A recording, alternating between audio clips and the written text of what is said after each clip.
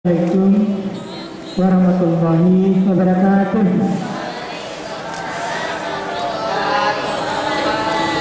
Banyak yang mulutnya belum bergerak. Jadi balik lagi pantunnya.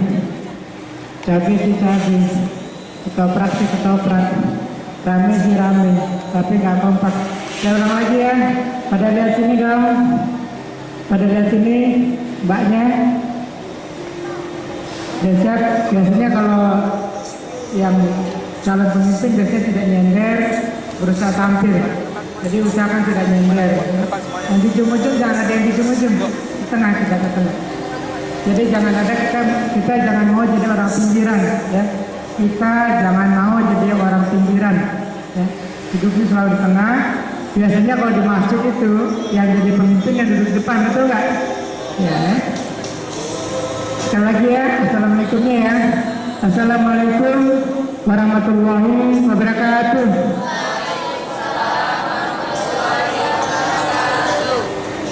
Ya, astagfirullahaladzim, astagfirullahaladzim, astagfirullahaladzim. Allazi la ilaha illa huwa al-hayyul wa atubu ilaih. La ilaha illallah wahdahu la syarikalah. Lahul mulku wa lahul hamdu wa yumiitu wa la kulli syai'in qadir. Wa la haula wa la quwwata illa billahil azim. Asyhadu an la ilaha illallah wahdahu la syarika lah wa asyhadu anna Muhammadan abduhu wa rasuluhu la nabiyya ba'dahu. Allahumma shalli wa sallim ala Muhammad wa ala alihi wa sahbihi ajma'in amma ba'du. Fa ya ibadallah ittaqullaha haqqa tuqatih wa la tamutunna illa wa antum muslimun. Wahai hamba-hamba Allah, bertakwalah kepada Allah dengan sebenar-benarnya takwa dan janganlah sampai kau mati kecuali dalam keadaan bersujud beriman kepada Allah. Pada hari ini kita akan mengkaji, mungkin adik-adik yang dari KKMB atau yang selalu ikut tarikh sejak tahun 2011 ya, itu sudah pernah melihat makalah ini. Tapi rasanya penting karena ini adalah motivasi bagaimana kita menjadi seorang bintang. Umumnya kita sebagai remaja akan duduk memilih tempat-tempat di ujung-ujung. Seperti adik-adik yang di ujung-ujung itu. Kenapa? Karena dia khawatir tampil. Ya, kalau kita ingin tampil kita harus di depan. Ya, di depan. Nah, ini adalah judulnya adalah bagaimana kita menjadi seorang bintang. Ya. Bagaimana kita menjadi seorang bintang. Berapa? Nah, apakah suatu saat kita menghadapi banyak masalah ya, masalah di sekolah, apakah kita bisa menjadi bintang di sekolah, masalah di organisasi, apakah kita bisa menjadi bintang di organisasi, masalah di keluarga, apakah kita bisa menjadi bintang dalam keluarga, misalnya di yayasan KKMB, siapa yang jadi bintang nanti di sana, kemudian di remaja karib, siapa calon-calon bintangnya, ya. Dulu saya sendiri terakhir sebagai anak miskin banget. Ya, ayah saya, ibu saya itu memang orang yang berpangkat tinggi, pendidikannya paling tinggi mungkin waktu itu, tetapi idealisnya luar biasa, sehingga kita sampai makan bubur dan sebagainya.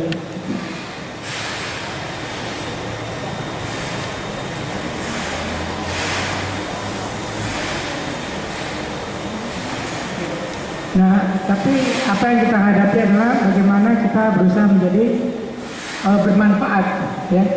Kita lihat bahwa perkembangan dalam kehidupan ini terjadi persaingan antara umat muslim, ya, kita umat muslim dengan usaha-usaha non muslim memasukkan paham-paham anti Islam yang mereka menyebutnya paham liberalisme. Paham liberal adalah orang Islam yang berusaha mengganti pola pikir kita menjadi pola orang non muslim, ya. Sekarang kita sedang bersaing. Memang susah bersaing itu, kecuali kalau kita bersama-sama. Bersaing itu susah kecuali kalau kita mau bersama-sama dan tidak bertengkar, ya. Di sini dikatakan dalam surat An-Nisa, dikatakan, dan saudaralah hubungan silaturahim. Sesungguhnya Allah selalu menjaga dan memperhatikan kamu. Jagalah silaturahim, karena sesungguhnya Allah menjaga dan memperhatikan kamu. Jadi kalau kita bertengkar, Allah memperhatikan. Kalau kita bertengkar, berapa lama kita boleh bertengkar? Ada suatu hadis 3 hari. Jadi ada suatu hadis Rasulullah yang disampaikan oleh Abu Hurairah radhiyallahu anhu, katanya seorang muslim itu hanya boleh bertengkar, tidak bertegur sapa, saling membuang muka, hanya boleh 3 hari. Lebih 3 hari tidak boleh saling membuang muka. Dan siapa yang sebaik-baiknya di antara mereka? Sebaik-baiknya di antara mereka adalah yang pertama-tama memberi salam, bukan maaf, memberi salam. Jadi kalau kita begitu bunyi hadisnya, nanti adik-adik ada yang belum menikah, ada yang sudah menikah. Kalau kita menikah nanti, suatu saat kita akan bertengkar dengan istri. Ada nggak itu sultannya? Kadang-kadang bertengkar ya. Bagaimana peraturannya?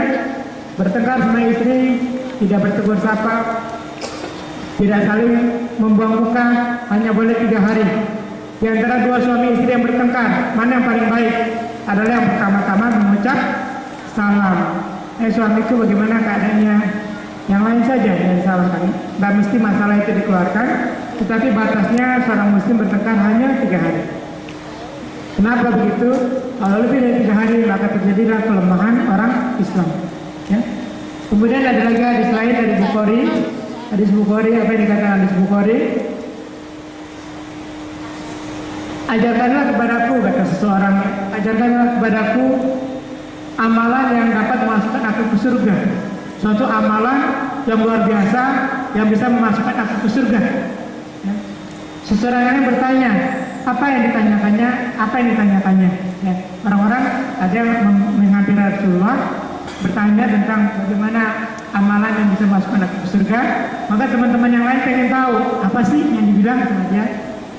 Maka Nabi SAW menjawab, dia menanyakan sesuatu hal yang amat penting baginya, amat penting baginya, yaitu sembahlah Allah dan janganlah mempersekutukannya. Sembah Allah, jangan mempersekutukannya, itu membawa kita ke surga. Tegakkanlah sholat dan bayarkanlah zakat dan hubungkan silaturahim. Apa amalan yang paling baik yang menjamin kita masuk surga adalah hubungkan tali silaturahim. Bagaimana caranya? Berselisih tidak boleh lebih dari 3 hari ya. Nah, jadi intinya adalah hubungkanlah kasih sayang. Ya, begini pentingnya perintah Allah pada hadis Bukhari Muslim. Kemudian selanjutnya masih hadis Bukhari Muslim. Apa yang dikatakan oleh Rasulullah, diperhatikan ya.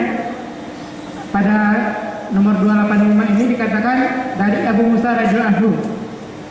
Ya, Nabi sallallahu alaihi wasallam bersabda, sesungguhnya seorang mukmin terhadap seorang mukmin bagaikan sebuah rumah. Bagaikan sebuah rumah yang satu mengokohkan yang lain. Ya. Ketika berkata itu Rasulullah mendekapkan jarinya seperti ini, erat-erat, ya. Umat muslim bagaikan telapak tangan yang menyatu, tidak bisa dipisahkan. Apa artinya bahwa yang lain mengokohkan yang lain? Contohnya apabila misalnya sekarang kita lihat ada kita punya FPI, punya HTI dan sebagainya, ya, lain-lain pandangannya. Ada yang suka, ada yang nggak suka. Tetapi kalau seandainya orang Islam ini ditekan, yang ditekan, siapa yang kita minta tolong? Minta tolong pasti ke FPI pasti. Kemudian kalau kita ingin turun ke jalan di mengalami demonstrasi misalnya, kita nggak punya keahlian nanti itu, pasti kita mintanya bantuan ke HPI. Masing-masing punya keahlian. Demikian juga badan kita, tangan kita punya keahlian, kaki kita punya keahlian, mata kita punya keahlian. Masing-masing ada fungsinya pada waktunya. Ya. Kemudian hadis berikutnya, muslim itu saling mengokohkan. Ya, jangan berpecah. Ya. Kalau berpecah berarti kita gagal dalam hidup ya.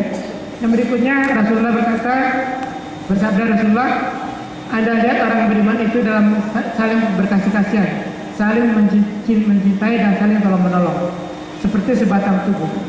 Kalau ada salah satu anggota yang terkena penyakit, seluruh tubuh akan ikut menderita, tidak dapat tidur dan menderita panas.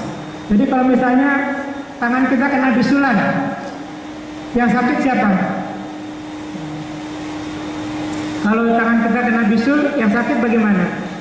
Yang demam siapa? Yang demam seluruh tubuh. Ya, yang demam seluruh tubuh. Padahal bisulnya ada di tangan atau di kaki, ya itu maksudnya. Jadi kita bagaikan sebuah tubuh, ya. Walaupun yang sakit itu cuma tangan, yang sakit itu cuma kaki, tapi yang sakit seluruh badan. Suhunya diukur, suhunya juga naik, ya. Muslim bagaikan sebuah tubuh. Ini adalah pendahuluan. Sekarang kita lihat, ya. Pertama kita lihat, kita pernah mendirikan forum masjid musola BST. Sampai sekarang eksis. Forum masjid musola dengan 40 masjid sampai sekarang eksis. Tidak pernah pecah. Kenapa? Mereka menjaga silaturahim dan tidak mencampur urusan yang satu dengan yang lain kecuali dalam kebaikan. Kemudian itu kita bikin kapan?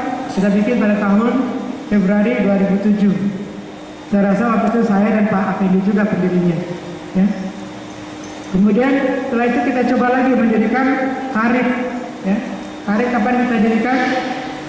Di sini dengan usaha yang keras, tim yang solid, berkembang terus dengan sehat. Tidak ada pertengkaran di forum masjid musola BST.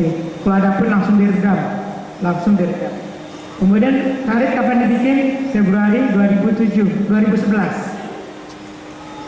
April ya. Pada saat itu kita bertahan berapa lama? Gak sampai, kita bubar duluan, setahun ya. Setahun kita bubar. Kenapa? Setahun apa 2 tahun? 2 tahun ya. Kenapa bubar? Karena kita bertengkar, ya, saling masing-masing merasa dirinya paling hebat, ya. Saya lebih hebat dari kamu lebih hebat dari saya. Pada saat itulah terjadi perpecahan, ya. Kemudian kita membuat sekarang remaja Islam BSD menyusul berkembangnya sesuai cita-cita impian bertahun-tahun sebelumnya. Saya mimpi punya remaja Karib seperti di Masjid Sunda Kelapa. Kita ingin punya masjid yang punya remajanya seperti di Sunda Kelapa. Pelan-pelan kita bangkit lagi, ya, sekarang kita bangkit lagi. Tapi jangan kira nggak ada tantangan. Tantangannya luar biasa besarnya. Tantangan luar biasa besarnya untuk bikin kita tercerai berai, ya. Kita terpecah lagi itu sangat mudah, ya. Tantangannya banyak. Dari mana tantangannya? Ya, saya tahan sebuah organisasi bukan tergantung kepada organisasi di luar banyak apa enggak. Misalnya saya bisnis rumah sakit. Apakah rumah sakit saya bertahan atau tidak? Bukan tergantung banyaknya rumah sakit di luar. Ya, rumah sakit tumbuh terus. Apakah saya harus mati atau tidak? Tergantung pada orang di dalamnya. Banyaknya perkumpulan remaja bukanlah masalah utama. Bukan itu penghancur daripada organisasi Karib. Penghancur organisasi Karib bukanlah masalah utama. Bukan karena banyak perkumpulan remaja di luaran. Tapi penghancur Karib adalah masalah utama berpunya suatu usaha adalah masalah dari internal dalam organisasi. Biasanya masalah yang timbul dalam organisasi sendiri. Ya, biasanya si Anu bertengkar dengan si Anu, menyebar akhirnya rubuh. Ya. Ternyata persaingan oleh karena menjamurnya organisasi dapat diabaikan oleh tim yang solid. Ya, ini saya bilang sebagai tim saya. Tim yang solid bisa mencegah pecahnya suatu organisasi. Organisasi nggak tergantung pada organisasi lain di luar. Banyak rumah sakit yang mau menjatuhkan rumah sakit saya, jelas ya, persaingan. Apakah hancur atau tidak? Bukan karena saingan dari luar, hancur atau tidaknya tergantung apakah tim saya solid atau tidak. Ya, kalau tim saya tidak solid, sebentar aja umurnya. Nah, jadi bukan inilah perangnya. Ya. Kemudian pertengkaran, perselisihan paham, kegagalan komunikasi, ingin selamat sendiri, inilah yang bikin organisasi menjadi runtuh. Biasanya aku lebih penting. Kalau kita merasa sama-sama nggak penting, bahwa teman kita penting, nah saat itulah organisasi jadi kompak sekali. Ya. Nah, FMB dan Karib ada manajemen organisasinya. Ya. Kemudian ini awalnya tahun 2006, ini awalnya 2011. Kenapa sesuatu organisasi cenderung untuk menjadi jatuh atau rubuh? Karena terlalu banyak hal-hal idealisme. Harusnya organisasi begini, harusnya begini, harusnya ini duluan, harusnya itu duluan. Banyak teorinya. banyak teorinya, no action, talk only. Ya. Terlalu banyak diskusi, ya, terlalu banyak syarat, karena si organisasinya ingin nyaman. Misalnya saya dalam organisasi itu saya pikir saya harus nyaman dong, karena saya kan udah begini begitu, udah capek, jadi kenyamanan punya saya. Kalau sudah begitu umurnya pendek, ya. Masing-masing mikir kenyamanan diri sendiri. Padahal kenyamanan anggota tergantung pendapatan dari organisasi. Makanya Karif ini tidak bisa begini terus, tapi mulai dipikirkan bisnis apa yang bisa kita harapkan untuk menunjang suatu organisasi. Saya lebih senang Mas Widi di tengah deh, Mas Widi kasih contoh. Di tengah sini, jadi kelihatan tokoh-tokohnya. Saya di depan, ya. Duduknya di tengah sini. Jadi income organisasi jangan dipikir simple, ya. Selama ini ada pembantu-pembantu organisasi, tapi kalau itu sudah wafat, sudah dipanggil Tuhan, saat itu kita harus berdiri sendiri, karena organisasi Kristen non-Muslim berjalan terus, ya. Kemudian akhirnya kita lupa, karena kita bertengkar terus, lupa untuk memikirkan masalah bisnis umat Islam. Kita lupa mikir bisnis itu bukan masalah uang aja, bisnis organisasi, urusan organisasi kita terlupakan hanya karena mikir masalah pribadi. Urusan kepentingan bersama, urusan organisasi menjadi terlupakan karena kita memikirkan urusan pribadi-pribadi. Ya. Apa yang menyebabkan diskusi-diskusi yang menentukan harus gini, harus gitu, syaratnya ini dulu, harus gini dulu. Nah, udah teorinya panjang, ya. Nah, lupa akan persaingan dari luar dan lupa juga kita perlu income. Yang sampai sekarang belum dibahas di Karif adalah bagaimana menghasilkan income. Padahal banyak modal untuk bikin income. Nah, ini saya rasa Yudi udah pernah lihat ini, ya. Tapi kita ulang, ada internal organisasi, dalamnya organisasi. Kita ini orang dalam organisasi. Kita adalah orang dalam organisasi. Kita berkumpul di sini karena kita merasa memiliki, betul nggak? Kita merasa memiliki, makanya kita mau datang jauh-jauh ke sini. Hujan-hujan ya datang. Kenapa? Karena daripada Dr. Taufik nggak ada yang dengerin, kita datang. Ya. Kenapa berpikir begitu? Karena merasa memiliki, betul nggak? Kalau nanti Dr. Taufik ngomong sendiri, besoknya dia nggak datang, habis ceritanya. Kenapa kita datang semua sekarang? Karena kita merasa ini milik kita. Walaupun hujan kita datang juga, ya. Nah, itu dari internal organisasi, dari perasaan dalam kita masing-masing, itu muncullah suatu kumpulan masalah menentukan kita bisa hidup atau langsung mati. Ya, apakah umur Karif ini bisa dihitung? Apa sebentar lagi bakal mati? Itu bisa dihitung. Banyak kejadian. Banyak nggak Mas Widi? Di Bintaro, hidup mati. Kenapa hidup mati? Karena tidak memikirkan internal organisasi perlu kompak apa enggak. Kalau internal organisasi tidak kompak, maka ini akan cenderung terjadi dua pilihan, hidup atau mati. Film tadi menunjukkan bagaimana perjuangannya. Kalau kita masih ada waktu, kita ulang lagi, ya, 15 menit tadi. Mudah-mudahan saya nggak terlalu panjang. Nah, dia mati, hidup, bertahan, atau mati, ya. Tergantung pada dua hal, kesatuan bahasa kita sama nggak? Kalau bahasa kita nggak sama, berarti umurnya pendek. Kalau ada yang bilang, oh,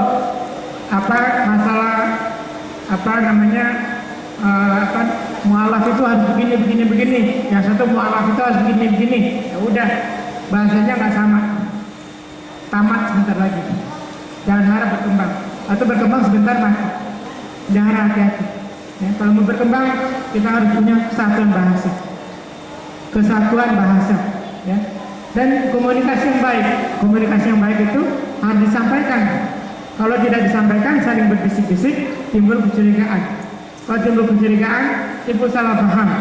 Timbul permusuhan yang tidak perlu.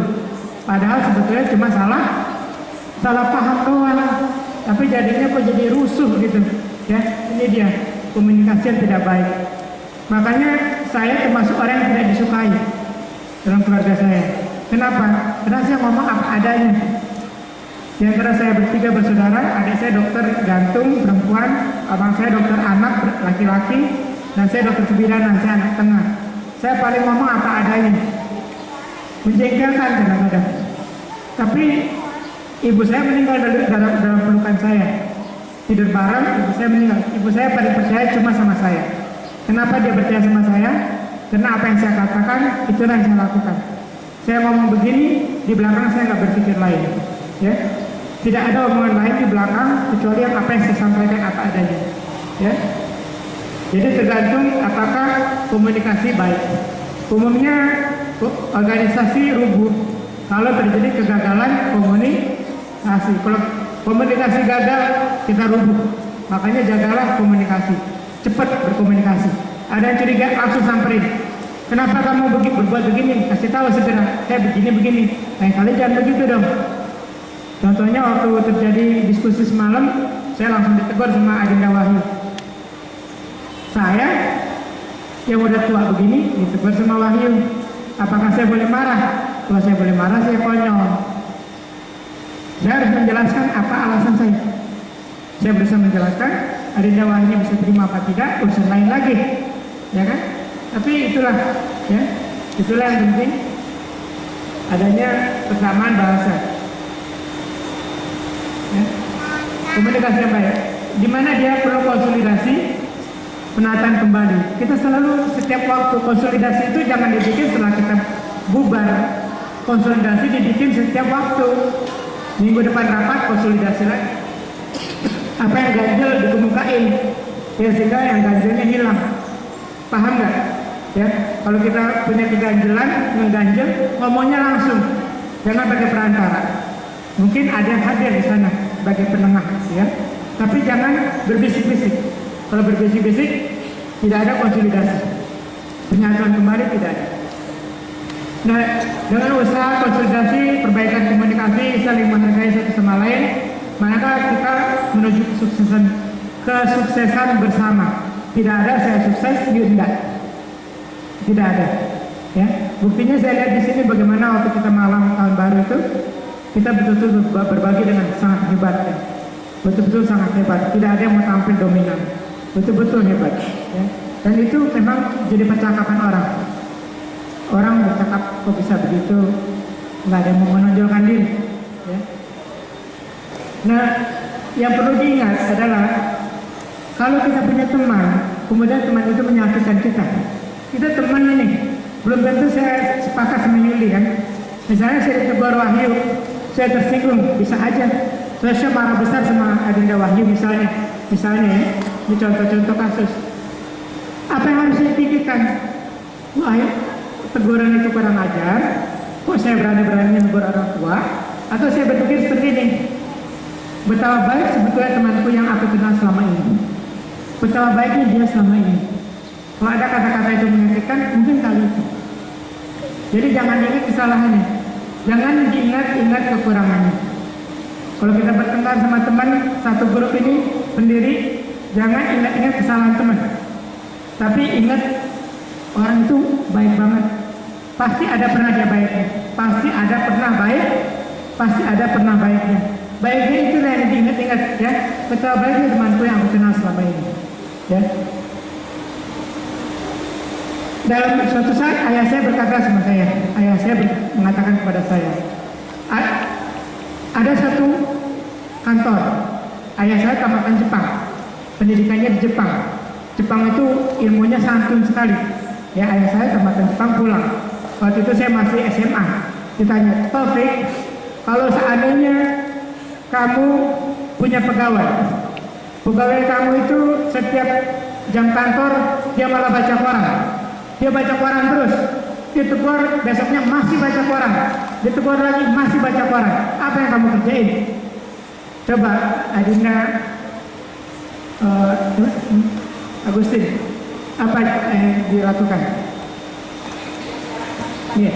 Iya. Sebagai pegawai yang malas itu dia baca koran terus. Iya. Biarin aja, mengganggu karyawan yang lain. Orang kerja, dia baca koran, mengganggu nggak? Siapa yang pendapatnya? Coba Sri, apa pendapatnya? Perlu sekali. Ayo Wahyu, apa pendapatnya? Ditegur masih juga baca Quran. Tegur lagi masih baca Quran juga. Keluarkan. Kayak saya bilang kamu salah. Kamu gimana? Sultan, ada karyawan, dia bekerja, kita kerja, dia baca Quran terus. Yang lain disiplin, ditegur baca Quran terus. Apa yang dikerjakan? Motivasi. Dimotivasi enggak juga? Bisa. Apa? Ketika udah dipaksa harus ada hukuman, dihukum masih gitu juga, dikeluarin. Nggak setuju ayah saya tidak setuju. Perlu diadakan pembinaan. Dibina masih begitu juga. Masalahnya ayah saya bilang tugas seorang pemimpin bukan mencari kekurangan anak buahnya. Tugas seorang pemimpin sangat sulit. Bukan mencari kesalahan anak buahnya, tapi mencari kelebihan dari anak buahnya.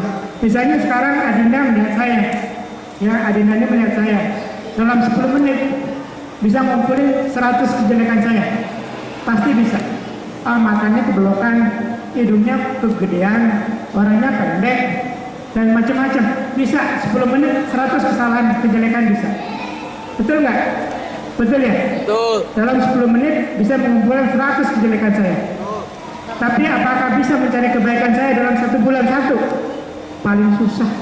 Mencari kebaikan seorang teman 1 bulan 1 itu susah sekali. Nah yang ketemu itulah di penjara. Apa kata ayah saya terhadap orang itu?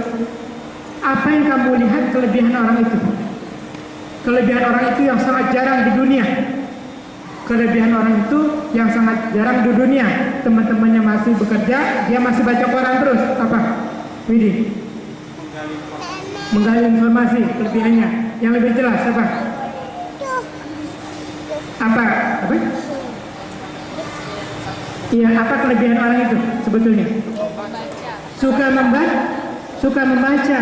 Sedikit sekali di antara kita yang suka membaca. Sedikit sekali orang Indonesia suka membaca.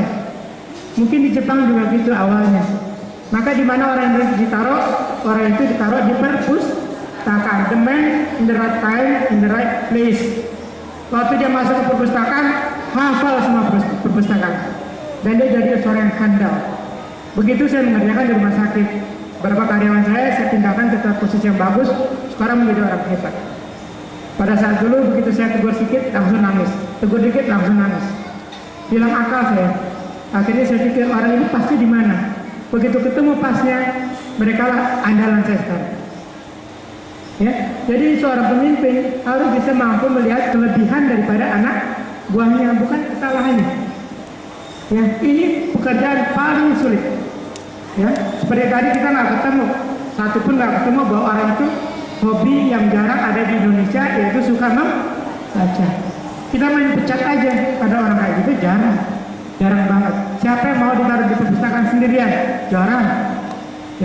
Tapi orang itu suka membaca. Oke, bisa jelas maksudnya? Jelas ya? Ini adalah falsafah yang tadi dibaca dalam film tadi. Film tadi mengatakan waktu Kung Fu Panda mau mengundurkan diri, saya nyerahlah gitu. Waktu dia si panda itu menyerah gitu. Udahlah kalau begini nyerah saja saya. Kata gurunya yang pura-pura itu, katanya kamu tahu nggak katanya, mau kamu kuat mau berhenti atau tidak terserah, mau kamu jadi tukang mie atau enggak terserah kamu. Nanti kita ulang lagi, filmnya bagus sekali. Tapi yang penting yesterday is history. Yang kemarin itu sejarah. Jangan dibahas-bahas untuk bertengkaran, tapi bahaslah untuk dipelajari. Ya, jangan dibahas untuk bertengkaran, tapi dibahas untuk dipelajari. Ya, yesterday is history, hanya sejarah. Tomorrow is mystery. Besok itu nggak tahu. Kita berencana mau bikin karir segini, gini. Taunya besok kita udah meninggal. Ketabrak mobil, kakinya buntung. Ya udah selesai. Ya, tomorrow is mystery. Pertanyaan. Today is gift. hari ini kita berkumpul, inilah hadiah. Katanya, kata Okwe yang kura-kura tadi, ya. Inilah hadiah hari ini, ya. Makanya kenapa today is gift. Kenapa gift itu selalu dibilang present, ya. Karena kenapa ini disebut hadiah?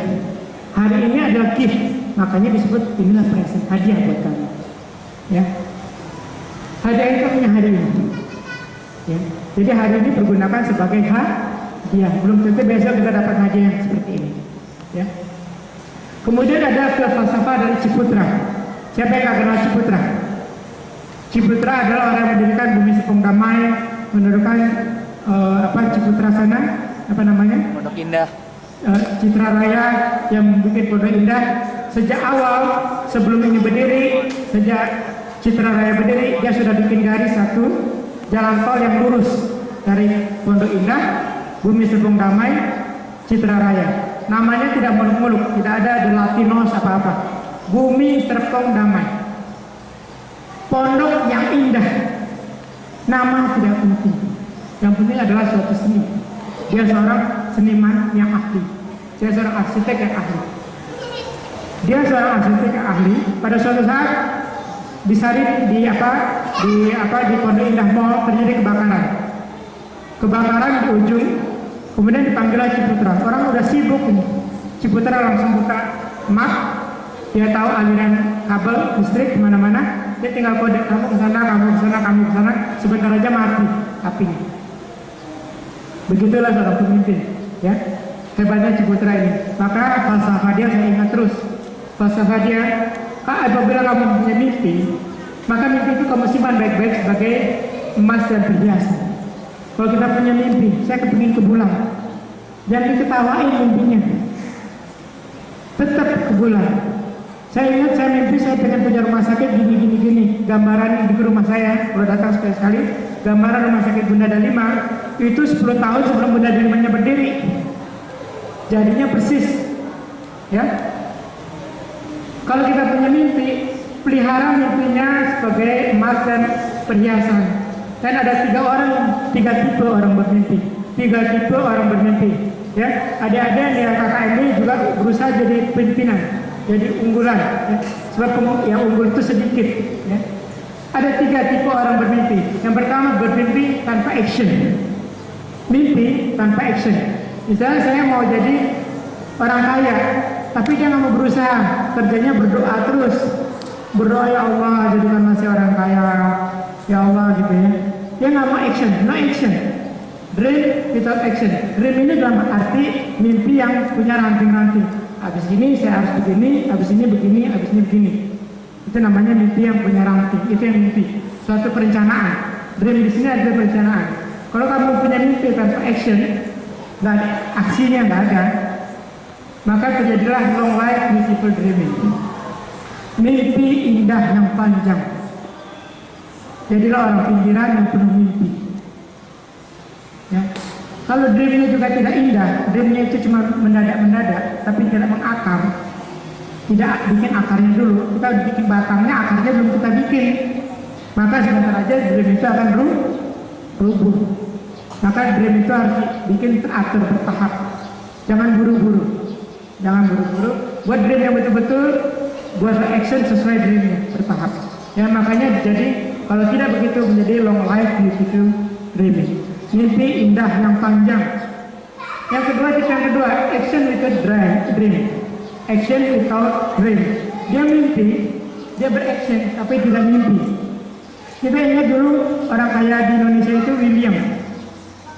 Mr. William tahu ya? William dulu paling kaya di sini sama dengan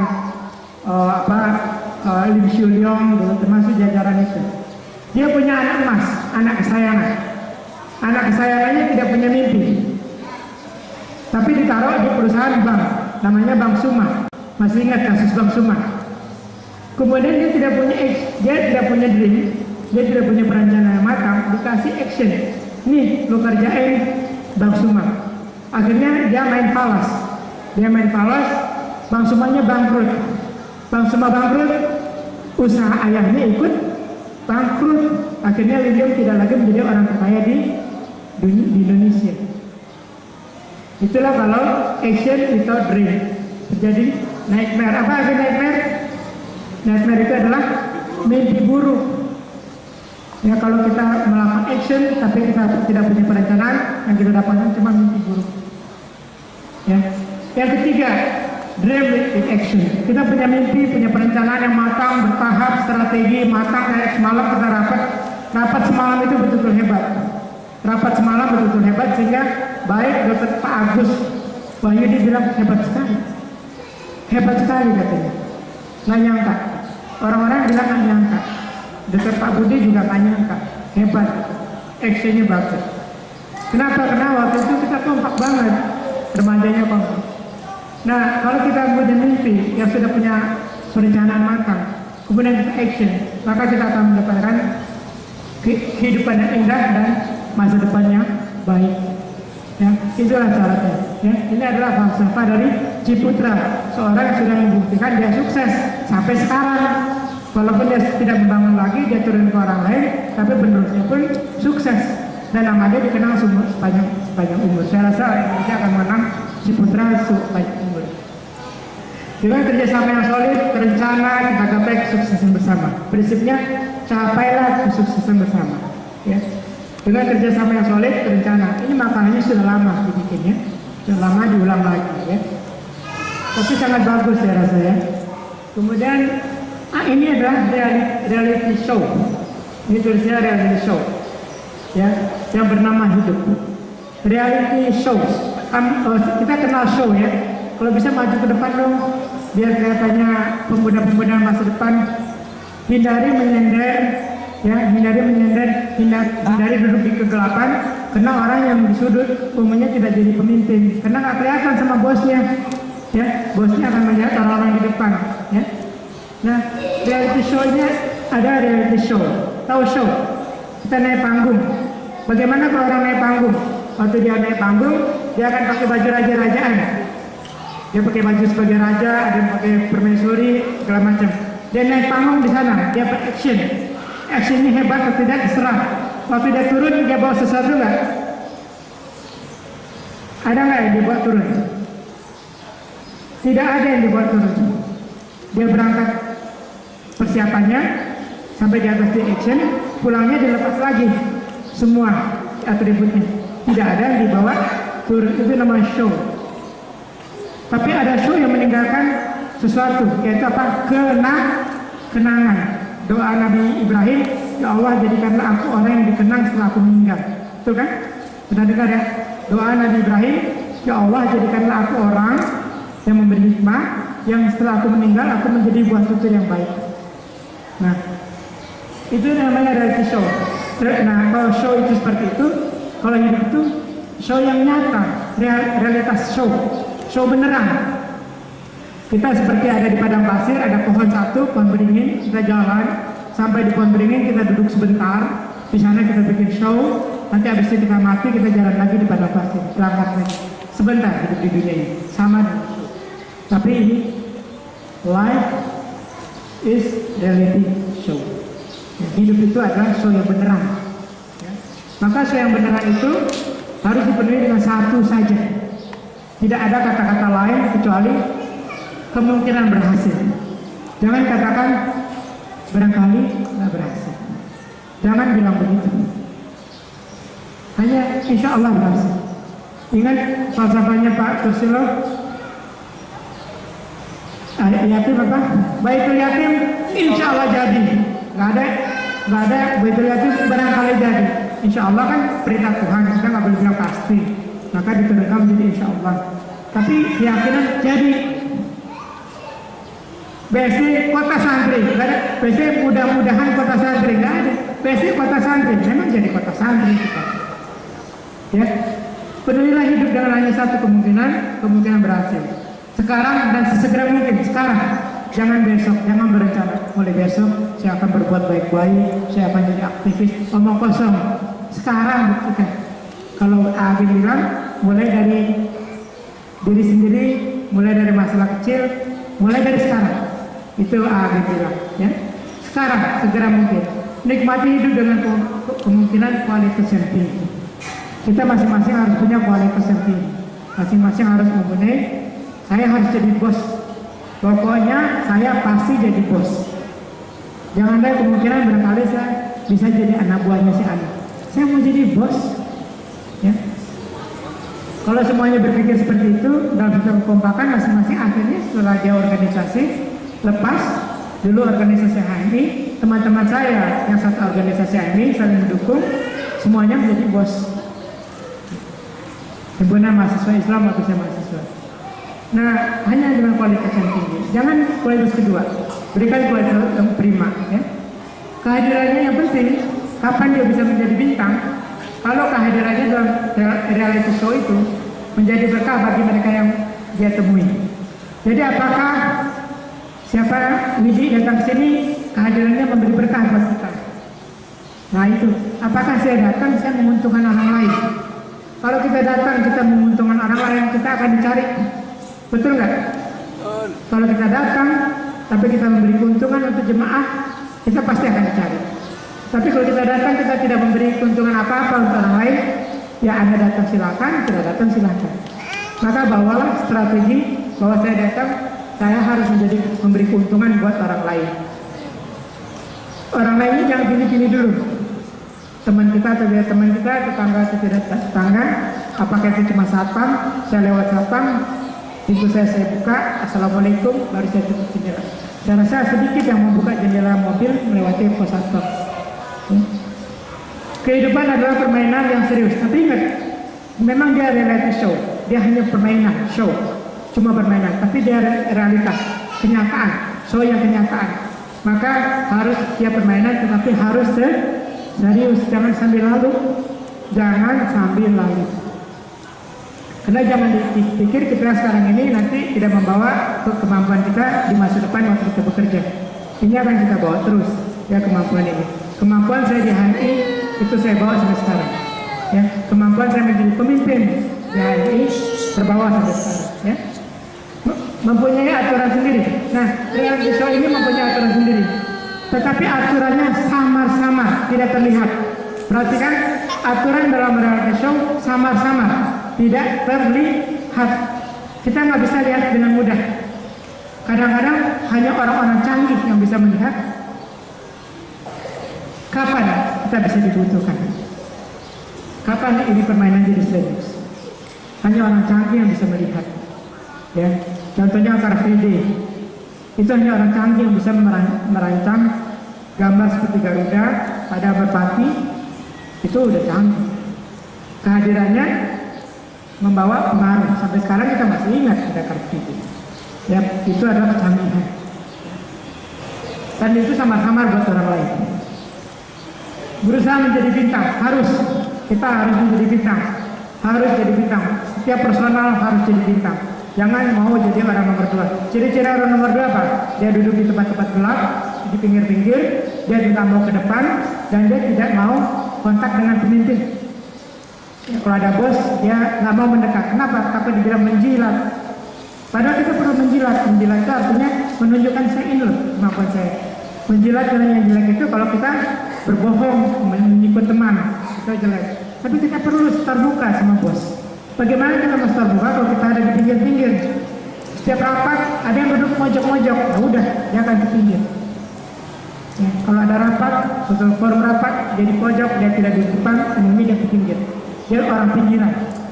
Ya. Kemudian berusaha menjadi bintang halus. Jadilah yang pertama untuk 3 hal pertama, jadilah yang terakhir untuk 2 hal terakhir. Jadi 3 hal, jadi orang pertama untuk 3 hal pertama, jadi orang terakhir untuk 2 hal terakhir. Apa itu? Perhatikan baik-baik ya. Ini saya rasa penting ya kalau mau jadi bintang ya. Ini harus disimpan dalam betul-betul dalam hati. Ya. Caranya menjadi bintang. Caranya menjadi bintang itu harus memiliki bakat dan kemampuan yang besar. Apakah seorang bintang harus memiliki bakat dan kemampuan yang besar? Coba Adinda, perlu nggak bakat kemampuan yang besar untuk jadi bintang? Tidak perlu. Bob Hunt, dulu ada orang kaya namanya siapa, koruptor yang namanya T apa, terkenal sekali. Yang dulu sebelumnya lagi. Edi Tansil, cerdas, betul. Saya Edi Tansil. Edi Tansil itu tamatan SD bisa menggoncangkan Indonesia. Tamatan SD bisa menggoncangkan Indonesia. Tommy Winata tamatan SMP. Jadi jangan main-main. Apakah perlu kemampuan yang besar? Jawabnya tidak. Apakah perlu bakat yang besar? Jawabannya tidak. Ya. Yang perlu kualitas dan moral. Apakah saya berkualitas dan saya bermoral? Kenapa harus bermoral? Kalau kita berbuat kebaikan 100 kali, sekali kita berbuat kesalahan, yang diingat orang yang mana? Kesalahannya doang. Ingat moral. Jangan cepat-cepat, jaga moral kita. Ya. Dan harus berkualitas. Jadilah orang yang berkualitas. Orang berkualitas adalah kehadirannya ditunggu oleh orang lain. Seorang berkualitas kehadirannya ditunggu oleh orang lain. Kalau saya tidak ditunggu di masjid, paling berat kalau tempat praktek saya ditungguin. Kalau saya di tempat praktek kan saya ditungguin, karena saya masih ada kualitas sudah. Ya kan kerjaan itu maksudnya. Jadi nggak dalam-dalam banget, nggak susah-susah banget ya. Kualitas ini bisa dalam hal setiap profesi. Whatever your profession, terserah. Kita punya grup yang bahasa Inggris semua. Jangan terus minggir, jangan terus bahasa Indonesia terus. Bicara Inggris, sikap. Ya, karena kita mau jadi bintang, saya ingin berkualitas. Jangan sembunyikan, ngomong kita bego, biarin. Arab kita jelek, biarin. Orang tahu kita lagi belajar. Ya, tapi moral nomor 1. Moral itu terhancur. Begitu kita moral kita hancur, habis. Berapa banyak orang-orang pemimpin kita hebat-hebat masuk penjara hanya karena tidak bermoral. Apa syarat berkualitas itu? Syarat berkualitas pertama, dia punya sinar dan dia punya kecemerlangan. Saya lihat para presiden kita mempunyai kecemerlangan yang luar biasa. Tidak salah itu. Dan yang kemarin hadir di pemilihan ketua itu betul-betul orang-orang punya masing-masing punya sinar, masing-masing punya kecemerlangan. Yakin 100%, betul yakin, betul-betul yakin. Setiap persona yang kemarin hadir menimbulkan sinar. Hanya 9 orang. Masih. Tapi kita di belakang orang-orang tua mengatakan ini anak-anak hebat-hebat banget. Anda nggak dengar, saya dengar. Jadi orang yang tidak biasa. Nah, syaratnya apa kualitas itu? Supaya dia bersinar dan dia cemerlang. Jadilah orang yang tidak biasa. Kalau orang udah jual kerupuk, kita jual kerupuk juga, ya orang nggak mandang gitu. Tapi orang jual kerupuk, kita jual kerupuk keju. Orang mulai ngelirik, apaan sih kerupuk keju? Misalnya. Buatlah sesuatu yang tidak biasa. Jadi jangan yang biasa. Jangan ikuti kondisi yang biasa. Jadilah yang tidak biasa, karena yang tidak biasa itu adalah baru dan menarik perhatian. Walaupun secara universal dia bukan yang baru. Ya, sesuatu yang baru di lingkungan itu mungkin di Amerika sudah tidak baru lagi. Contohnya McDonald tidak biasa. Dia masakannya itu terus, tidak ganti-ganti, konsisten. Ya. Maka dia membuat sesuatu yang baru dan dia menarik perhatian. Dia bikin ruangan di belakang untuk belajar, untuk kerja baru, ide-ide baru, maka itu menarik perhatian. Yang menarik perhatian adalah sesuatu yang baru. Kalau kita akan pekerjaan yang biasa-biasa saja, kita akan jadi orang biasa. Tapi ingat, tidak boleh egois, tidak boleh terlalu terburu-buru. Step harus dipikirkan ya. Dan moral. Yang pakai cara umum akan jadi orang rata-rata. Siapa yang menggunakan cara-cara umum akan jadi orang umum.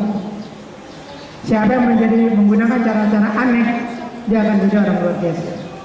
Pikirkan cara aneh yang menarik perhatian. Contohnya, tiba-tiba ada siapa?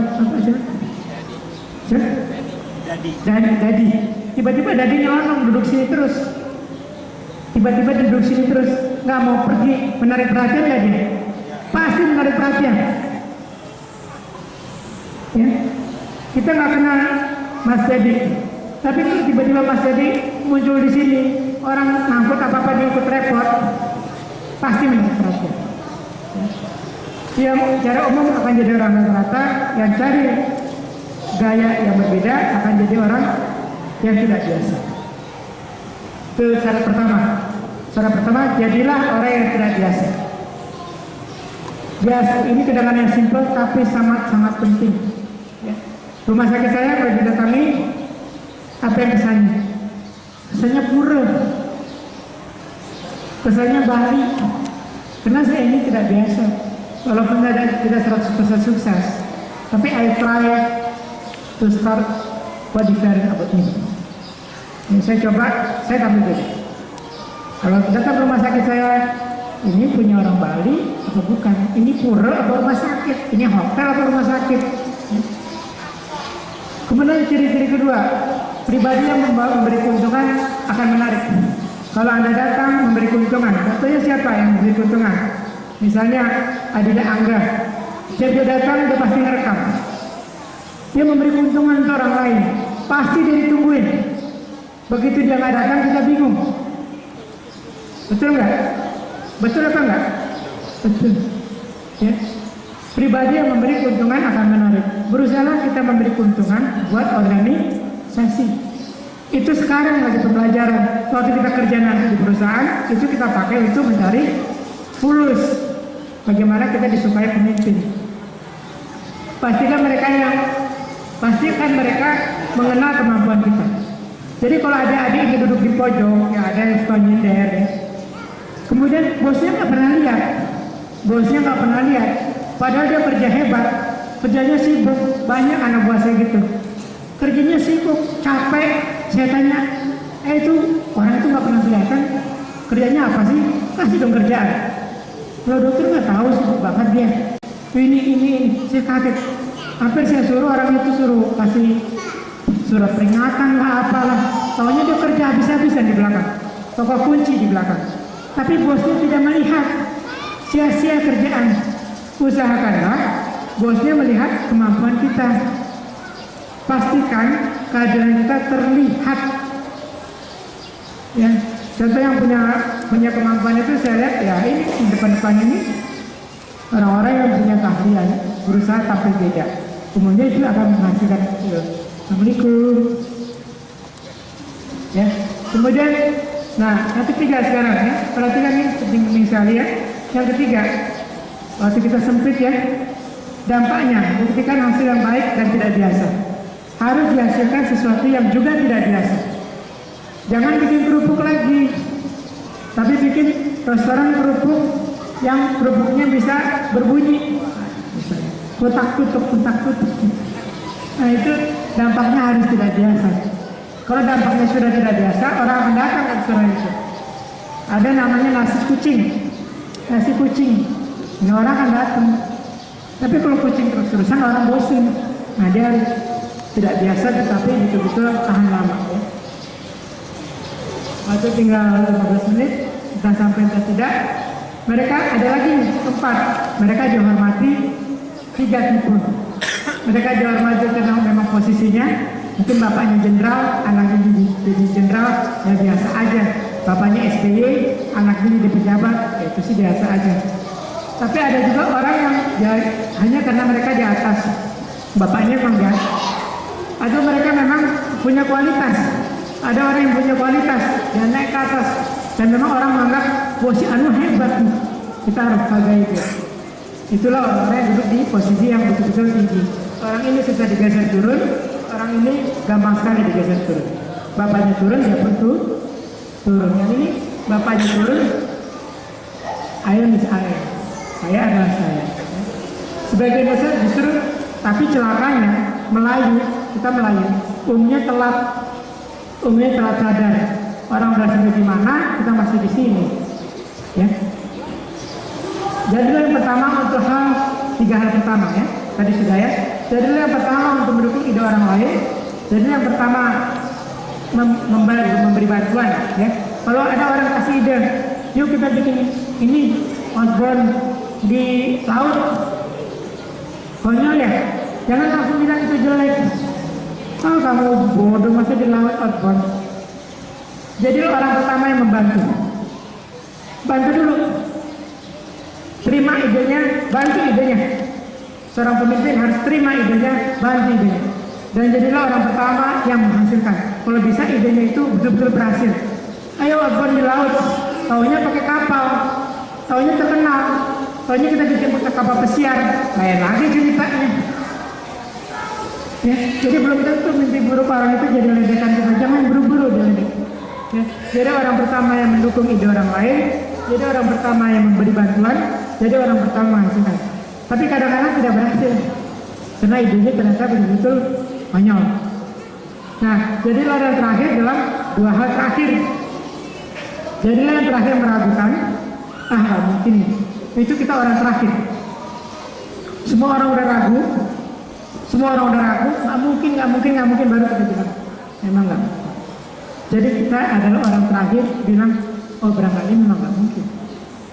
Jadi jangan orang pertama mengatakan tidak mungkin. Ya. Jadi jadikan terakhir menyerah. Kenapa perlu kita yang terakhir menyerah dan kita yang terakhir mengatakan meragukan? Karena kalau kita yang terakhir, maka begini jadinya. Orang menghormati keraguan Anda, keraguan kita itu sudah pasti benar. Begitu kita ragu, orang langsung percaya, amin kata orang. Karena kita selalu yang terakhir ragu, dan keraguan kita memang membuktikan itu ragu. Dan keraguan kita selalu artinya keraguan kita itu pasti dihargai orang. Ya. Orang menghormati keraguan Anda karena istilahnya bukan gagal, tapi kegunaannya sudah selesai. Usaha bikin proyek outbound di laut sudah selesai. Buktinya kita baru nyemplung, baru ke laut sudah pada kecemplung. Karena persiapannya nggak matang. Tapi kalau persiapan matang lain lagi. Itu hanya bisa kalau kita orang pertama yang membantu. Kita harus jadi orang pertama yang membantu. Pemimpin harus menjadi orang pertama yang membantu. Orang pertama membuktikan ada hasil. Ya. Nah kemudian yang penting selalu berpikir berbalik. Jangan why. Kenapa begini? Kenapa kalian harus SMS 3 hari setiap hari minggu? Kenapa begini? Banyak banget kenapanya. Tapi ganti why menjadi why not. Kenapa enggak? Ya. Kenapa sih harus malam minggu? Setiap malam minggu kita ngaji capek-capek amat, orang lain ke diskotik. Tapi kita katakan jangan why not? Kenapa nggak coba? Why not? Coba aja. Ya. Kemudian yang kedua, berusahakanlah berpikir terbalik. Jangan berpikir dari depan ke belakang, dari urut, tapi berpikir terbalik. Terbalik bikinnya. Kalau begini jadinya begini. Terbalik. Orang belajar Feng Shui capek-capek. Saya beli Feng Shui, buku-buku Feng Shui Cina itu, saya baca terbalik. Akhirnya saya bisa menghitung Feng Shui secara terbalik. Saya baca Bible dari depan susah banget, saya baca terbalik. Nababan masuk Islam karena dia menganggap Al-Quran dari belakang, dia baca terbalik. Soalnya belakangnya ke depannya. Iya betul, tanya sama Nababan. Nababan berusaha baca terbalik, tapi ketemunya yang depan. Ya. Mampu melihat peluang, sedikit kita yang mampu melihat peluang. Peluang menjadi orang penting secara santun. Ya, maksudnya bukan kita jadi pemimpin orang lain harus rubuh, nah itu jelek banget. Tapi kita harus maju dengan mendukung teman-teman. Gak apa-apa, ini organisasi biasa, tidak ada duitnya. Tapi nanti setelah saya kerja, ini saya terapkan di kerja saya. Ya. Mampu melihat peluang, harus mampu. Orang-orang membeli tanah-tanah di BSD karena dia bisa melihat peluang, itu enggak? Dia melihat peluang maka dia beli tanah di BSD. Sekarang mereka udah pada kaya. Justru coba kalau dulu kita yang beli, telat, umumnya kita telat. Dulu tanah kita jual-jual deh. Coba kalau sekarang dulu nggak dijualin. Ya. Berusaha melihat peluang, jangan menunda. Oh barangkali besok bisa saya kerjakan. Jangan sekarang, karena hari ini gift, hari ini present. Besok bukan gift. Besok masih misteri. Tak tahu apa yang terjadi. Kalau cintaku kepadamu setengah mati, campur aduk, malam tidak bisa makan, siang tidak bisa tidur. Soalnya biasanya cerai. Ya. Jadi jangan mikir yang depan. Why not? Mengapa tidak? Mampu menjawab why do we do what we do? Kata-kata why not? Kenapa enggak? Kenapa enggak kita cobain? Kenapa enggak kita cobain? Gitu. Itu bisa menjawab kenapa kita mengerjakan sesuatu yang kita kerjakan sekarang ini? Kenapa sih kita bukan mengerjakan apa yang kita kerjakan sekarang ini? Bisa kita jawab. Pernyataan sebalik ini, why not, mampu menjawab kenapa kita sekarang kumpul, why do we do, kenapa kita mengerjakan apa yang kita kerjakan ini, mengapa kita mengerjakan apa yang sedang kita kerjakan ini, itu bisa dijawab kalau pertanyaannya why not. Kalau why nggak akan sampai. Ya. Berpikir terbalik, menghindari mampu menjawab mengapa. Kemampuan menjawab mengapa lebih hebat dari kemampuan melaksanakan tugas. Banyak orang yang di WA kita ngomong doang, betul nggak? Ngomong doang, diskusi doang, padahal kalau kita ajar ilmu agamanya belum tentu. Dibandingkan sama pinggiran yang bisa Al-Quran, barangkali mereka belum tahu apa-apa, ya. Tapi orang yang berpikir terbalik, menghindari kemampuan menjawab mengapa, itu kemampuan menjawab mengapa lebih hebat dari kemampuan melaksanakan tugas. Kita bisa singkatkan, ada orang yang di kantongnya ini isinya alasan. Saya harus gagal, iya dong, saya harus gagal karena si Anu malas. Ini saya gagal karena si Anu sih ngaco. Kenapa kamu gagal? Ya soalnya biayanya kurang. Kenapa kamu gagal? Ya karena si Taufik nggak datang. Kenapa kamu gagal? Ya karena tadi listrik Asari putus. Ya udah, di kantongnya penuh dengan why. Makanya harus diganti dengan why. Kehancuran perusahaan dan organisasi ada orang yang ada sebabnya adalah karena ada orang yang di posisi penting yang pandai mengatakan mengapa saya harus gagal. Ada orang yang duduk di posisi penting, tapi dia pintar sekali mengatakan kenapa saya harus gagal. Ya. Nah, ini yang disebut jebakan kecanggihan atau sophisticated type. Jebakan kecanggihan. Ya. Saya khawatir waktu kita nggak sampai pada ini penting ya. Nah, apa jebakan kecanggihan itu adalah kehancuran perusahaan. Ada orang di posisi penting yang pandai mengatakan mengapa saya harus gagal. Kalau kenapa kamu hari ini gagal? Ya hujan sih, ya ini sih, banyak banget alasan. Sebab di kantongnya penuh dengan alasan, banyak kata-kata alasan. Orang seperti itu kalau di rumah sakit, bentar aja rumah sakitnya ambruk. Percaya nggak? Karena dia gagal terus, dan dia maunya kegagalan dia dihargai. Nah, itu sebabnya apa orang ini? Karena orang itu masuk ke dalam jebakan kecanggihan. Apa yang jebakan kecanggihan? Harus begini dulu, harus begini dulu, harus begini dulu. Oh, karet kalau malam minggu harus ada masjidnya dulu, harus ada anggotanya mau dulu, harus ada minumannya, harus ada laptop dan sebagainya. Udah nggak jadi. Ya, terlalu banyak syarat. Itu disebut dengan jebakan kecanggihan. Nah, contohnya kenapa Apollo bisa mencari bulan? Karena dia nggak peduli, whatever. Karena itulah awal inisiatif pemimpin pada waktu Apollo ke bulan, dia mengatakan why not? Kenapa enggak? Al-Quran mengatakan tembuslah langit seizin Allah. Betul nggak? Ada nggak di Al-Quran? Tembuslah langit, kamu bisa menembus langit. Ada ya di Al-Quran? Coba cari. Ada di Al-Quran, tembuslah langit dengan seizin Allah. Ya. Nah, Apollo diawali dengan orang yang mengatakan why not? Mau ke bulan, mau kosong, why not? HP segini, HP yang kecil itu, semua alamat ada. Dulu kalau kita bilang, orang bilang kamu geblek ya. Bagaimana ngumpulin data segitu banyak di kartu kecil? Tapi ada orang yang mengatakan why not? Dimana why not-nya? Film James Bond.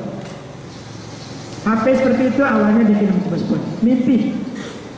iPad di film Star Wars. iPad itu tablet, awalnya di film Star Wars. Orang mimpi doang, mimpinya dibikin kenyataan. Nah, jebakan kecanggihan itu harus hijrah dari mengatakan apa yang bisa saya lakukan menjadi apa yang telah saya lakukan. Jangan bisa mengatakan saya bisa ini, saya bisa ini, saya bisa ini. Buktikan saya sudah mengerjakan ini, saya sudah mengerjakan ini, saya sudah mengerjakan ini. Barulah itu orang yang hijrah, ya. Dia hijrah. Kemudian memperluas distribusi, meningkatkan pangsa pasar, mengembangkan anggota. Efektivitas biaya di semua bidang. Dia harus mengefektif biayanya harus rendah mungkin di segala bidang. Jangan kayak masjid-masjid mau ngadain acara, duitnya dulu. Ya kemarin ingat waktu kita rapat dengan Pak Budi Gunawan, jangan kita ngomongin duit dulu. Jangan ngemis dulu, acara yang belum dimulai ngemis dulu. Masjid kan gitu kan? Ngemis dulu baru bikin acara, bikin dulu pakai modal yang ada. Orang lihat kita susah, dananya datang. Remaja harus gunakan ini, ya. Efektivitas biaya di semua bidang. Ya. Rasa memiliki harus ada, silakan buka usaha, ya ini yang kita belum lakukan ya. Nah, kemudian hijrah dari mengatakan apa yang bisa saya lakukan menjadi apa yang sudah saya lakukan. Biasanya sebelum apa yang disebut di bagian kejadian sebelum action banyak syarat dulu. Ya, sebetulnya ini ceritanya panjang tapi waktu udah makin habis, maka ini yang bikin pembunuhan itu, membunuh karakter kita. Sebelum ada action harus ada syarat-syarat dulu, harus ada ini, harus ada itu ya. Menjadilah yang pertama, menjadikan kemungkinan itu milik Anda. Nah ini jarang bisa. Ya. Becoming your possibility, menjadikan kemungkinan itu milik saya. Ya. Syaratnya nggak boleh ngambek, nggak boleh cepat ngambek, nggak boleh cepat putus asa. Ya. Mampu melihat kemungkinan sebelum jelas di orang lain. Orang belum lihat nih, pangsa pasar kita udah lihat, nah, kita jadi orang kaya pertama. Tapi kalau orang udah lihat, baru kita lihat, telat. Ya. Orang belum lihat bikin remaja, yuk kita bikin remaja. Ada orang-orang yang suka bikin remaja, bergerak duluan, ya kita duluan. Siapa yang duluan? Contohnya itu Masjid Sunda Kelapa. Kita contoh aja. Kemampuan melihat kemungkinan yang masih belum jelas di mata orang lain belum lihat, kita udah bisa lihat. Itu harus bisa, harus bisa. Dalam bisnis rumah sakit, dalam bisnis apapun yang nanti Anda terjuni, pasti akan Anda hadapi. Ya. Memiliki bisnis confident, yaitu keyakinan bisnis. Saya pasti berhasil. Dan untuk memulai bisnis itu, jangan disimpan sendiri, tapi ditularkan ke seluruh anggota. Caranya gini loh, berorganisasi. Gini loh. Jangan disimpan sendiri. Seorang guru akan jadi pintar kalau dia ngajar. Saya ngajar anak saya sekarang sampai tingkat SMA. Jadi saya sampai pelajaran SMA saya masih selesai. Dan Angga pernah datang ke saya, lihat saya ngajar anak saya di jam 2 malam. Karena saya sibuk. Ya. Mengajar, menularkan ke orang lain, jangan pelit-pelit. Wah, siapa yang mengajar ke orang lain, dia akan jadi orang pintar. Harus yakin. Jadi karena ada action, the dream become true. Mimpi itu harus jadi kenyataan, harus. Kalau dalam bahasa agama Islamnya, insya Allah. Insya Allah itu bukan mungkin insya Allah. Kalau Tuhan mengizinkan, selama Tuhan mengizinkan, berarti saya masih hidup, bukan? Kemudian jangan menunda. Ya, kita percepat sedikit. Mereka yang tidak memimpi, berarti tidak punya hak untuk berhasil. Orang yang tidak punya mimpi, berarti dia tidak punya hak untuk berhasil. Tidak menghormati impiannya lagi. Dan tidak sadar mimpi adalah perencanaan. Jadi kalau kita mimpi menjadi presiden, mimpi aja. Jangan dibunuh mimpinya. Saya akan jadi kepala Al-Azhar, bosnya Al-Azhar, mimpi aja. Jangan dibunuh. Saya mau jadi menteri agama, jangan dibunuh. Ya. Yakin pasti berhasil. Lebih baik gagal melakukan sesuatu daripada tidak melakukan apa-apa. Lebih baik kita gagal, ngomong Inggris kelepotan, gagal diketawain daripada nggak bikin apa-apa, betul nggak? Ngomong aja di forum bahasa Inggris itu dengan bahasa Inggris kita. Diketawain daripada nggak bikin apa-apa. Ya. Nah, pentingnya tim. Nah ini penting. Jangan pikir bahwa kita bisa bekerja sendiri. Begitu anggota kita hilang, walaupun satu, walaupun cuma satpam yang keluar, kita akan kerepotan. Di rumah sakit saya, satpam aja keluar, kita bingung. OB aja keluar, kita bingung. Jadi jangan lupa teamwork. Walaupun itu kelihatannya nggak penting. Ya. Jangan anggap ada orang yang tidak penting. Ya. Bicara tidak sambil lalu. Nah ini cara-cara penting. Kalau bicara itu jangan sambil lewat, sambil jalan. Jangan gitu dong, begini. Jangan begitu. Bisa anak-anak gue bikin kesalahan, jangan ngomong di tempat itu. Kamu sini sama saya. Cari posisi. Jangan sambil lalu. Tapi cari dia, panggil dia, duduk. Hadapi, kenapa kamu ngomong gitu sama saya? Saya ngomong gini kenapa? Kenapa kamu ngomong gini? Jadi terurai masalahnya. Prasangka menjadi hilang. Prasangka menjadi hilang kalau kita kerjakan posisi duduk. Bila perlu ruang khusus, pindah ke sekretariat atau pindah di mana. Jangan di masjid, kalau sedang di masjid pindah ke sekretariat. Ajak siapa yang bikin bingung.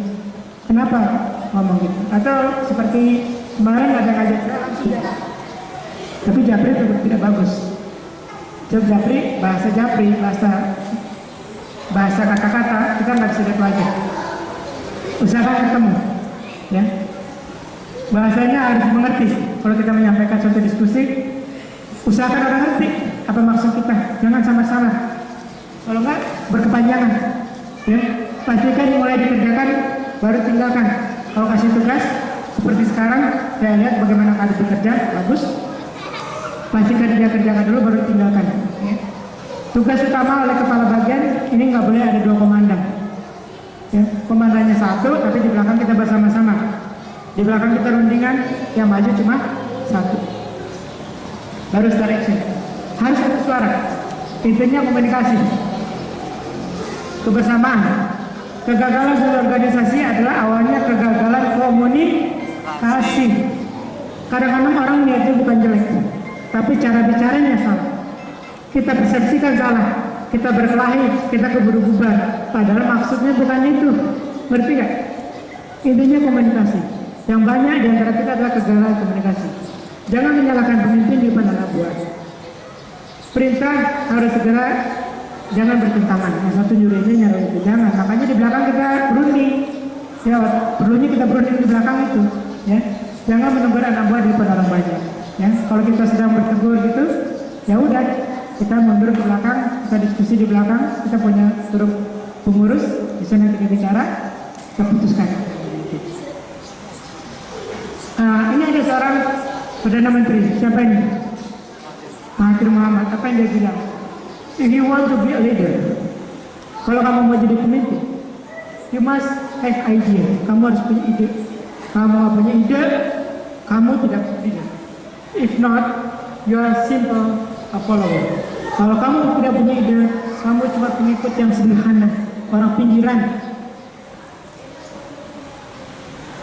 Jika kamu ingin menjadi pemimpin, kamu harus punya ide. Kalau tidak, kamu akan menjadi pengikut pinggiran. Cuma simple, yang nggak penting, pengikut yang tidak penting. Apa itu 5 kelemahan buat Melayu? Kita orang Melayu, rata-rata kita punya kelemahan yang utama. Ini diakui oleh Mahathir Muhammad. Sehingga di Malaysia orang Melayu diistimewakan. Kalau diistimewakan artinya apa? Artinya orang Melayunya bego. Iya nggak? Itu bego, lebih payah. Harus diistimewakan. Kalau nggak bisa bersaing, betul nggak? Di Malaysia orang Melayu diistimewakan karena daya juangnya kecil. Daya juangnya kecil. Ya. Apa yang kata Mahathir Muhammad? 5 kelemahan buat Melayu. Kita Melayu, kita semua Melayu. Kalau Chinese pun, udah Chinese sudah lama di sini, biasanya sukses malah ya, udah Chinese. Atau kalau dia sudah ke Melayuan, ya udah balik lagi. Apa itu kata Mahathir Muhammad? Ini omongan Mahathir Muhammad. Cepet puas. Udah puas nih, kerja begini udah puas. Ya udah selesai nih, udah stuck, berhenti. Kalau dia udah cepet puas. Jangan cepat puas. Perjuangan belum selesai, jangan cepat puas. Ya. Yang kedua, ini kata Mahathir, bukan kata saya. Yang tadi kata Ciputra, ini kata Mahathir. Cepat menyerah. Udahlah, susah banget anak-anak buah-buah nih. Udah aku bubar aja. Cepat menyerah banget. Kalau kayak gitu nggak ada Ahok. Ahok tuh nggak tahu menyerahnya dia. Mukanya tebal banget. Tapi terbukti dia sukses. Cepat putus asa. Jadi ketiga, wah udah nyerah lah. Pusing banget. Udah. Nah ini yang Melayu. Perusahaannya gagal. Di menuju rumah sakit Putra Dalima, banyak perusahaan Chinese. Rumah-rumah jadi toko. Ganti perusahaan terus. Gagal dagang ayam, besok dagang kain. Besok dagang, nggak ada berhentinya. Dan satu lagi cepat bosan. McDonald kenapa bertahan? Karena dia tidak cepat bosan. Begitu terus. Orang Melayu tahan nggak begitu? Jual ayam goreng terus, nggak ganti-ganti. Saya yakin Melayu akan khawatir. Jangan-jangan orang bosan. Betul nggak? Kadang-kadang gado-gado terkenal, dirubah dikit. Wah jangan-jangan orang bosan, rubah dikit. Rubah dikit, lama-lama rubah banyak. Enaknya hilang, khasnya hilang. McDonald bertahan karena yakin orang tidak cepat bosan. Ya. Ini penting dan tidak konsisten. Ini ciri-ciri buat Melayu yang utama. Tidak konsisten, tidak istiqomah. Hari ini begini, besok lain lagi. Hari begini, besok lain lagi. Hari ini semangat, besok enggak. Makanya kalau berjanji, tepatnya berjanji. Di surat apa itu? Apabila kamu berjanji, tepatlah janjimu. Kebaikan itu bukan menghanapkan wajahmu ke barat atau ke timur, Al-Quran. Tapi menepati janji apabila berjanji. Ada yang tahu nggak? 50.000 lah. 50.000. Al-Baqarah ayat 177. Kita sempat bikin Pak Tursilo balik lagi. Ingat kejadian kemarin kan? Karena kita udah tidak konsisten. Kalau ngomong sekali ngomong patuhi. Contohnya kalau tanya sama anak saya, pernah nggak saya melakukan janji yang saya langgar? Nggak berani. Sekali saya langgar, dia punya alasan untuk bilang berbuat yang sama. Saya ngantuk. Film Kungfu Panda ini salah satu kejadian di mana saya sangat capek. Tapi sudah terlanjur bilang, oke, Bapak berangkat. Waktu itu mereka masih kecil-kecil. Saya capek, udah janji, ngantuk banget, capek banget, berangkat. Saya betul-betul tiduran waktu nonton. Tapi setelah belakangan, saya lihat filmnya kok bagus banget. Jangan tidak konsisten, hari ini begini, besok begini, besok lebih baik lagi. Jangan hari ini semangat, besok tidak ya. Tapi semua itu intinya, nah ini intinya. Orang Melayu sering mengabaikan kejujuran. Teori mumpung itu pembunuh. Saya punya langganan membuat aluminium di rumah sakit saya, membuat aluminium di masjid ini, seorang Chinese. Saya tidak pernah merawat. Waktu dia mengganti kacanya yang di bawah dari 5 mili ke 8 mili, harusnya harga ditambah. Saya bilang, ditambah dong Pak. Oh, untuk masjid nggak perlu. Sampai sekarang saya tidak berpindah langganan, karena tidak ada teori mumpung. Orang lain cenderung teori mumpung. Wah, ini langganan nih, sikap harganya. Ini 50.000. Wah, dia Kristen bodoh. Orang kaya nih pakai Mercy. 1.500 Pak. Dibeli, besoknya dia nggak datang lagi. Padahal kemungkinan dia ngajak teman-teman karena barang kita bagus. Jangan bikin kejujuran nomor 1. Kejujuran nomor 1. Nah ini kebiasaan kita yang buruk. Ada aktivis, bisa pengusaha, bisa aktivis, kita aktivis. Ada aktivis muslim, umumnya kecenderungan ada orang Melayu. Ada aktivis non Melayu dan bukan muslim. Di sini ada. Ini kurang sukses, ini lebih sukses. Ya kita bisnis buka warung, ini sukses, ini kurang sukses, ini sukses. Si pengusaha Chinese sukses banget. Kita bukan ngomongin orang Chinese, saya kagum sama Chinese mualaf ya. Itu misalnya, ya, ini pengusaha Chinese yang punya toko besar. Kepada siapa yang ini dengki, belinya pakai ini. Lucunya ke ini, ke saudaranya. Harusnya kan dia irinya ke sini. Harusnya dia irinya ke sini. Anaknya bukan ke sini, irinya ke sini. Nowar buat ini. Irinya ke temannya. Itu kebiasaan kita Melayu itu, makanya kita mati. Ya. Kemudian kita bunuh teman kita sampai hangus. Kalau perlu sampai lenyap. Percaya nggak itu terjadi? Kalau kita datang ke toko-toko bengkel, orang Cina untuk bisnis, begitu ada orang mau buka bengkel mobil lagi, dia bukannya takut, malah senang. Karena dia yakin makin ramai orang jualan di sana, makin banyak pelanggan yang datang. Nah, jangan bunuh teman, ya. Nah ini makanya harus dilakukan bisnis itu juga namanya bisnis itu usaha itu bisa dalam bentuk organisasi. Jadi bisnis itu harus ada ukhuwah Islamiyahnya. Jangan yang non muslim kita berperangnya. Ya ini musuhnya kok Syiah, Salafi, Wahabi segala macam. Syiah kan macam-macam. Saya setuju Syiah jahat, saya setuju ya, setuju banget. Tapi jangan dibahas terang-terangan, bisik-bisik gitu. Jangan sampai orang bisa masuk. Kalau kita terang-terangan, orang bisa masuk. Wah ini kesempatan nih kita adu domba sama dia. Ya, Wahabi lah, Salafi lah, jelek. Umumnya kalau kita baca WA, jarang sekali yang bilang Yahudi itu Kristen. Yang kita dengar Salafi, Wahabi, apalagi macam-macam NU, Muhammadiyah itu bertengkar sama kita. Itu ya. Terus harusnya begini, kita angkat sama-sama dia. Angkat bersama-sama dan mengalahkan tersebut. Ya. Mengadopsi diri dengan gaya organisasi remaja tergantung apakah menuju tujuan yang mungkin yang bukan naik-naiknya. Kemudian masalah utama runtuhnya suatu organisasi bukan masalah dari luar, ini inti.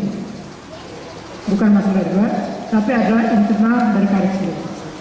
Ya. Dan apa yang menganjurkan internal karib? Moral. Maka moral kita harus dekat ke Tuhan. Ikhlas, ikhlas. Saya yakin ikhlas semua. Kalau ada kesalahan, kalau ada masalah di antara kita, saya yakin masalahnya karena kegagalan komunikasi. Percaya nggak? Nggak mungkin ada orang mau datang ke masjid ini karena niatnya jelek. Nggak mungkin. Pasti orang yang capek-capek sini niatnya baik. Cuman kalau ada pertentangan di antara kita, itu hanya karena kegagalan komunikasi. Percaya nggak? Percaya. Kalau percaya kita takbir dong. Allah Akbar. Allah Akbar. Allah Akbar. BSD Kota Santri. BSD Kota Santri. BSD Kota Santri. BSD Karib. Karib. Remaja Cinta Masjid. Karib. Remaja Cinta Masjid. Bintaro. Kota Santri. Kota Santri. Ya, harus tidak ada kemungkinan. Ya. Jadi ini yang paling penting ya, yang saya sampaikan ya. Moral utamakan dan jangan pikir bahwa kita gagal. Kita gagal ini karena ada teman kita yang ngaco, saya nggak percaya. Tapi karena kita gagal komunikasi. Kalau ada teman kita yang bertengkar, yakinlah itu bukan karena yang satu jalan yang satu baik. Yakin, tapi gagal di komunikasi. Jangan gagal di komunikasi dan jagalah moral. Kita sama Tuhan. Karena kalau Tuhan sudah marah, dia tinggal balik telapak tangan. Ya, gampang. Misalnya saya jadi dokter kebenaran, Tuhan marah. Apa yang Tuhan bikin? Gampang aja. Saya ketabrak teman saya, patah. Udah selesai, karir saya berakhir. Betul. Jadi kalau Tuhan marah, tinggal dibalik. Ada pengusaha, udah sampai kemana? Tuhan bikin rumahnya kebakaran. Dalam waktu sedetik habis. Kalau Tuhan marah, tinggal membalik telapak tangan. Ya, saya rasa sekian yang mudah-mudahan masuk ke dalam kalbu ya. Buat teman kita itu sahabat kita. Ya kan?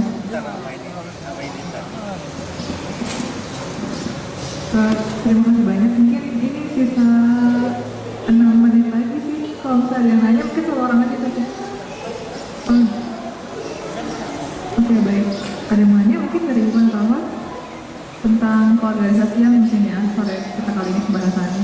Jadi mungkin kalau misalnya ada yang ada kerikil-kerikil di organisasinya, lagi ngelain organisasi, tapi kok up and down gitu, semangatnya itu harusnya gimana? Oh, enggak ada ya. Jadi mas-mas aja nih, baik. Ada yang satu Ustaz? Cepet banget. Dia siapa? Dia siapa? Ya. Cepet banget Kak Yuli. Oh, sudah dia tangan set. Belum mingkem, Mbak. Assalamualaikum warahmatullahi wabarakatuh. Nama saya Yuli, saya dari Karib sendiri. Mengenai organisasi, saya ingin bertanya nih. Kadang organisasi itu tadi memang sih intinya itu permasalahan itu di komunikasi. Cuma berjalan saya udah di Karib ini 4 tahun, saya belum bisa gitu untuk memahami bagaimana untuk menyalin komunikasi menjadi seseorang yang bisa berkomunikasi baik terhadap rekan-rekan di organisasi itu sendiri. Terus bagaimana kita bisa memahami karakter dari masing-masing kelompok kita itu. Nah itu bagaimana triknya tuh saja. Pasti ada banyak ilmunya kan.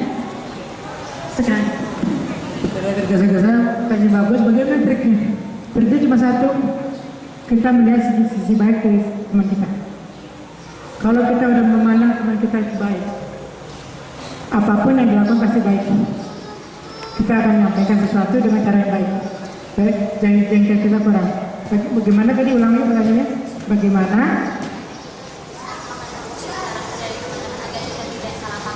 agar tidak salah paham? Tahap pertamanya adalah melihat kelebihan teman kita. Lihat dulu kelebihan teman kita. Oh dapat, simpan kelebihan teman kita. Waktu kita lama-lama berhubungan, baru kita tahu karakternya. Oh dia cepat marah. Nah kita jangan bicara ke sana. Oh dia cepat nangis, ya jangan ke sana. Kemudian kita cocokkan. Bayangkan karyawan saya ada 300 sampai 500 orang. Saya kenal pribadinya masing-masing. Anak saya ada 12, sama Stephen saya lain ngomongnya, sama Michael lain lagi, lain-lain semua. Karena saya harus tahu karakter dia, cara mengajar dia harus tahu. Saya tahu si Iksan kan kalau di rumah dipanggil Michael biar bisa ke Amerika maksudnya. Nah kalau mereka saya tahu kemampuan dia di mana, kelemahan dia di mana. Saya tahu, kita harus tahu dulu teman kita. Bagaimana kita tahu? Sayang dulu. Kalau kita udah nggak sayang sama anak kita, gimana kita mau kenal karakter dia? Itu nggak? Pertama sayang dulu. Bagaimana cara saya tahu kelebihan dia? Kelebihan dia apa buat saya? Ya anak saya, itu kelebihan pertama. Ya kan? Atau dia teman kita yang meramaikan acara ini. Sayang dulu. Kemudian cari kelebihan dia. Ada kelebihannya, simpen baik-baik. Waktu bertengkar kita nggak gampang. Saat itu kita mulai memilah. Oh, orang ini cepat pengen. Ya udah, jangan taruh sini dong. Itu tadi orang baca koran dulu. Nah itu kita lama-lama kenal. Nah kita baru menyelesaikan ini. Jadi yang pertama sayang dulu sama teman kita. Kedua, cari kelebihan dia. Lupakan kejelekan dia. Kenali dia pelan-pelan, sesuaikan pergaulan. Itu cara. Tapi kalau dibalik, kita nggak mau kenal dia karena dia pernah ngomong sombong sekali, udah selesai. Dia pernah ngomong kasar, supaya kita simpan memori. Orangnya kasar, udahlah, nggak perlu sama dia. Padahal orangnya sebetulnya kata-katanya kasar. Nababan, tampangnya serem. Tapi orangnya baik banget. Kalau kita nggak memulai, kita bagaimana tahu dia orang baik? Jadi simpan dulu dia teman kita, ada punya kelebihan, kemudian dia dari kelebihannya, lalu kita mendekat. Mendekatnya sesuaikan sama temperamental orangnya. Kalau orangnya temperamental ya jangan ngomongin keras-keras lah. Ketemu temperamental sama temperamental berantem. Ya. Itu caranya. Dan kalau ada argumentasi jangan satu hari. Biasanya istri kita ngamuk, si suami ngomong saat itu juga habis rame. Ini kalau nanti kawin. Kalau istri ngamuk, marah-marah, suami dengerin dulu. Negurnya besok, ngapa sih kamu kemarin ngomong kayak gitu? Bukannya gini. Coba kalau hari itu dia ngomongin, udah hebat deh. Betul nggak? Betul aja pokoknya. Ngomong Ustadz yang ngomong waktu di Bangladesh yang ini betul aja. Terus, mak terjawab pasti. Simple ya. Pertama belief. Percaya. Film Bufannya mengajarkan belief. Ada lagi pertanyaan? Ya, bagus. Udah lihat uangnya 50.